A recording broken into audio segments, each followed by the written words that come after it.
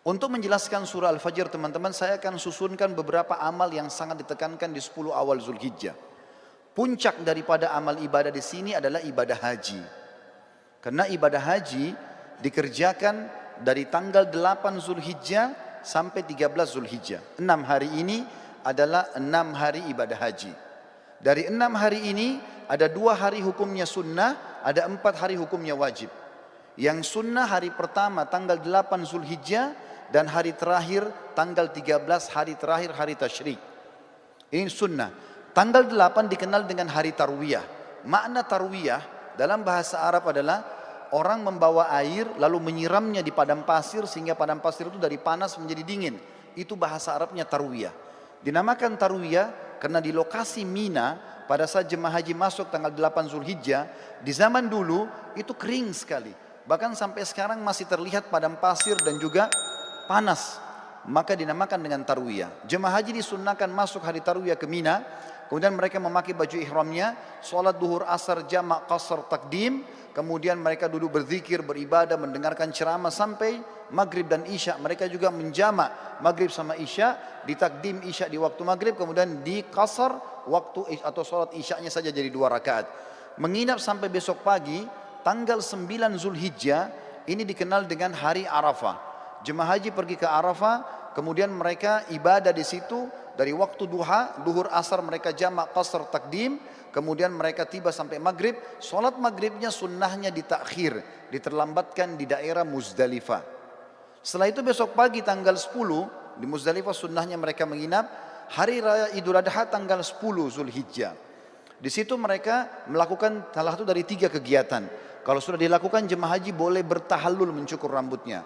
Yang pertama mereka berkurban, yang kedua mereka jumrah aqabah atau melontar, dan yang ketiga adalah mereka tawaf ifadah, tawaf wajibnya haji. Kalau sudah selesai mereka sudah boleh cukur rambut dan ganti baju ihram menjadi baju biasa. Setelah itu mulai tanggal 10 dikenal dengan hari Adha, hari Nahar, ya. Itu kemudian mereka nginap di Mina sampai tanggal 12. Kalau mau nafar awal, yang pertama meninggalkan dulu, ya, bisa keluar dari Mina setelah itu menyelesaikan haji, atau kalau yang mau nafar thani tetap tinggal sampai tanggal 13-nya. Di sini mereka jumrah kecil, sedang, besar, atau jumrah sugra, wusta dan kubra. Setelah itu baru selesai hajinya. Ini ringkasan ibadah haji. Dan teman-teman suatu tidak asing dengan keutamaan haji. Yang sangat mulia adalah hadis Nabi SAW, siapa yang haji tidak rafath. Tidak rafath itu tidak mengucapkan kalimat syahwat kepada selain pasangan halalnya. Cinta, rindu, sayang kepada selain pasangan istri atau selain suami. Siapa yang haji tidak rafath, tidak fusuk, berbuat kejahatan. Masuk dalam fusuk juga adalah memeluk, salaman, ciuman dengan selain mahramnya. Kemudian tidak jidal, berdebat-debat dan bertengkar di musim haji, maka dia akan pulang seperti baru dilahirkan oleh ibunya. Juga sabda Nabi SAW dalam hadis Bukhari Muslim, dua-duanya hadis sahih. Yang tadi juga yang sebelumnya hadis Bukhari Muslim, kata Nabi SAW, umrah ke umrah pengampunan dosa di antara keduanya, dan haji mabrur yang mengikuti syarat dan rukunnya tidak ada balasan kecuali surga. Ini puncak ibadah. Ibadah yang kedua, saudaraku seiman, adalah bagaimana seseorang berpuasa selama 9 hari dan sholat malam selama 9 malam itu. Kok bisa? Dari mana dalilnya? Surah Al-Fajr tadi. Allah berfirman, saya ulangi kembali ayatnya, A'udzubillahi minasyaitonirrajim wal fajr. Demi waktu subuh. Saya tafsirkan sekarang. Waw ini teman-teman dikenal dengan waw kasam dalam Al-Quran atau dalam bahasa Arab. Seperti kalau kita mengatakan wallahi, demi Allah. Allah kalau bersumpah dalam Al-Quran dengan menggunakan waw ini, berarti yang datang setelahnya informasi penting yang harus diperhatikan. Mirip dengan firman Allah yang lain, wal asr, demi waktu. Maka di sini juga Allah mengatakan wal fajr. Fajr teman-teman, kalau tidak pakai alif lam dalam bahasa Arab, maka terjemahannya waktu subuh. Tetapi dalam bahasa Arab ada lagi sebuah retorika yang, atau dalam grammar bahasa Arab namanya alif lam mu'arraf. Alif lam memperkenalkan sesuatu. Misal begini, kalau saya sedang janjian dengan seseorang di masjid ini misalnya, saya mengatakan, ayo kita janjian ketemu di masjid Az-Zikra. Contoh, Kalau saya dengan teman saya tidak mau lagi menyebut nama masjid Az-Zikranya, saya cukup mengatakan, ayo kita ketemu di Al-Masjid. Alif lam ini dalam bahasa Arab sudah menutupi nama tempat yang sedang jadi target. Contoh yang lain, orang Arab kalau mengatakan rajulun, seorang laki-laki, belum jelas siapa dia, maka mesti dijelaskan nama dia siapa baru bisa lengkap dalam retorika bahasa Arab. Tapi kalau saya sama teman saya sudah tahu siapa yang kami maksudkan laki-laki siapa, cukup kami mengatakan ayo kita ketemu dengan ar-rajul. Ar-rajul pakai alif lam. Allah di sini teman-teman menggunakan alif lam ini, wa al-fajr. Kalau Allah bilang wa fajr, demi subuh, maka subuhnya terbuka sepanjang tahun. Tapi ternyata ada yang Allah inginkan di sini. Wa al-fajr, berarti demi subuh tertentu yang Allah inginkan, kejarlah itu. Dan umumnya ulama tafsir mengatakan ini adalah subuh hari raya Idul Adha. Dan dari sini ulama tafsir hampir seluruhnya sepakat mengatakan Idul Adha lebih afdal daripada Idul Fitri. Setelah sholat Idul Fitri tidak ada ibadah khusus yang diperintahkan. Kalau ada orang mau silaturahim, orang mau ketemu sama temannya, mau ziarah, apa saja, mau lakukan kegiatan-kegiatan positif, boleh saja. Tapi setelah sholat Idul Adha ada ibadah khusus. Allah katakan dalam ayat lain, A'udzubillahi minasyaitonir rajim, fasholli li rabbika wanhar. Salatlah hai Muhammad Idul Adha itu dan berkurbanlah setelahnya. Maka Idul Adha adalah lebih afdal daripada Idul Fitri, walaupun kita kadang-kadang lebih merapengan Idul Fitri di negara kita. Tapi ini makna tafsir Al-Fajr. Lalu Allah bilang di ayat kedua, walayalin ashr. Waw ini saudaraku seiman dalam bahasa Arab dikenal dengan waw ataf, penyambung hukum ayat sebelumnya. Apa yang berlaku sumpah Allah di ayat pertama berlaku juga pada ayat kedua. Artinya, dan kejar juga dirikan sholat malam di 10 malam berturut-turut sebelum subuh itu. Berarti di sini teman-teman sekalian, Allah Subhanahu wa taala memerintahkan kita untuk menghidupkan malamnya ya di 10 awal bulan Zulhijjah. Sementara ibadah puasanya tadi yang saya katakan diambil oleh para ulama dari hadis Bukhari, kalau amal-amal soleh lebih baik daripada jihad, dan termasuk amal soleh adalah puasa mutlak namanya. Kemudian Allah tekankan masalah haji di ayat ketiga, wasyaf'i wal watar, dan fokuslah ibadah di tanggal 8 dan tanggal 9. Maksudnya 8 hari tarwiyah tadi dan 9 hari Arafah.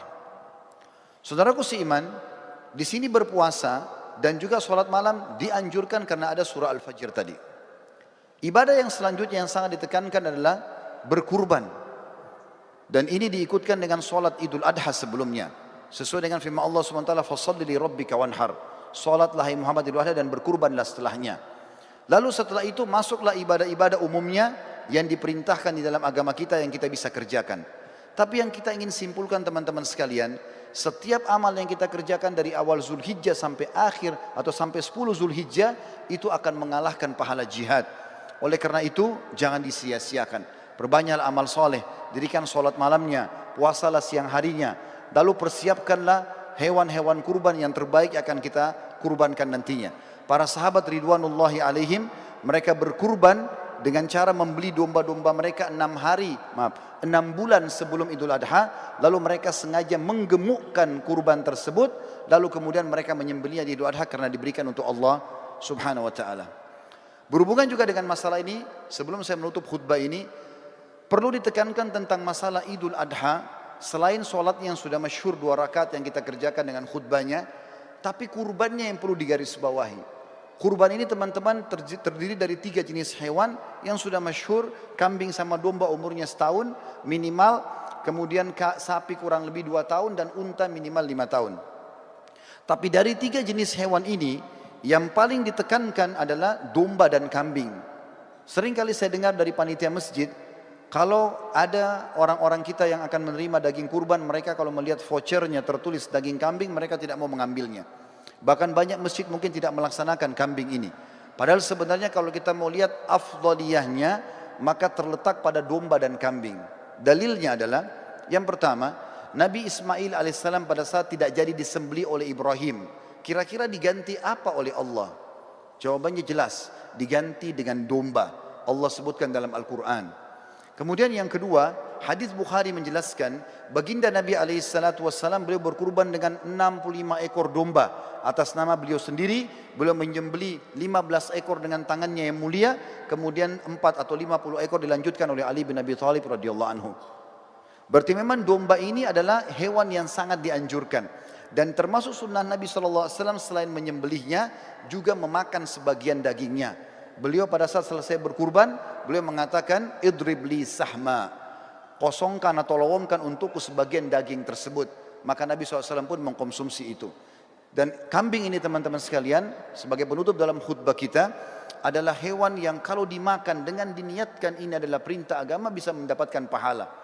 Yang pertama, dalilnya adalah hadis Bukhari menjelaskan Nabi SAW sangat gemar memakan paha kambing. Jadi kalau ada persepsi mengatakan kambing itu adalah hewan atau makanan orang Arab, ini keliru. Tapi dia adalah makanan umat Islam. Karena memang Nabi SAW sangat gemar dengan paha kambing. Yang kedua, berhubungan dengan dalil ini adalah akikah. Kita tahu setiap muslim kalau punya anak laki-laki, sembelih 2 ekor kambing. Kalau anak perempuan 1 ekor kambing. Ini berlaku baik itu muslim Arab, baik itu muslim bule, baik itu muslim dari Afrika, baik muslim dari Asia Tenggara atau orang Melayu. Sama saja, anak laki-laki 2 ekor kambing, anak perempuan 1 ekor kambing. Dan sunnahnya dalam hadis Bukhari Muslim juga dijelaskan, waktu Hasan dan Husain radhiyallahu anhum lahir, baginda Nabi SAW memerintahkan agar Ali bin Abi Thalib radhiyallahu anhu menyembelih domba untuk Hasan, kemudian berkata, hai Ali, bagikanlah dagingnya kepada kaum muslimin, tetangga-tetanggamu, dan ambillah sebagian untuk dimakan. Sunnahnya membagi sampai 1/3. Berarti di sini teman-teman, kambing itu domba dianjurkan untuk dimakan, karena dalam akikah tidak bisa diganti dengan hewan lain. Dan yang ketiga adalah Idul Adha, di mana sudah saya jelaskan tadi, kalau Ismail AS digantikan oleh Allah dengan domba, begitu juga Nabi SAW menyembelih dengan domba. Tentu menyembelih sapi boleh, menyembelih unta boleh, tapi kalau kita mencari afdaliyahnya, maka kita akan melihat dalil-dalil ini menunjuk atau mengerucut kepada kambing. Semoga bisa diambil manfaat. Aqulu qauli hadza, saya sudah mengucapkan perkataan saya ini, wa astaghfirullah li wa lakum, dan saya beristighfar kepada Allah, mengajak jemaah juga istighfar kepada Allah, fastaghfiruhu innahu huwal ghafurur rahim. Beristighfar dan bertobatlah karena dia Maha menerima taubat hamba-hambanya.